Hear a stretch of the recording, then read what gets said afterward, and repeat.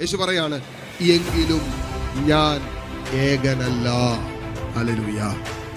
Normally നമ്മുടെ കൂടെ ഉള്ളവരൊക്കെ നമ്മൾ ഉപേക്ഷിച്ച് പോകും, നമ്മളെ ഒരു ഏകാന്തതയിലേക്ക് പോകും, ഒറ്റപ്പെടൽ അനുഭവിക്കും. ഈശോ പറയാണ്, ഞാൻ ഒറ്റയ്ക്കല്ല. ഈശോ തന്നെ വിശ്വാസം പ്രഖ്യാപിക്കും, ഞാൻ ഒറ്റയ്ക്കല്ല. എന്നിട്ട് ഈശോ പറഞ്ഞതെന്നാണെന്നറിയാവോ?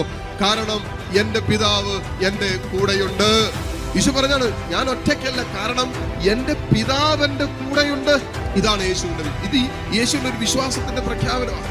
ഒറ്റപ്പെടലിന്റെയും വേദനയുടെയും സങ്കടത്തിന്റെയും ഒക്കെ അനുഭവങ്ങളിലൂടെ കടന്നു പോകുമ്പോൾ നമ്മൾ ഉറക്കെ പറയേണ്ട ഒരു കാര്യമാണ്, ഈ വിശ്വാസം പ്രഖ്യാപിക്കപ്പെടുന്നില്ല എങ്കിൽ, യേശുവിന്റെ വിശ്വാസം നമ്മുടെ ഹൃദയത്തിൽ ഇല്ല എങ്കിൽ, അങ്ങനെ ഒരു അനുഭവം മതി നമ്മൾ തളർന്നു പോകാൻ, നിരാശയിലേക്ക് പോകാൻ, പിന്നെ ഒരിക്കലും എഴുന്നേക്കാൻ പറ്റാത്ത രീതിയിൽ ചില ജീവിതങ്ങൾ.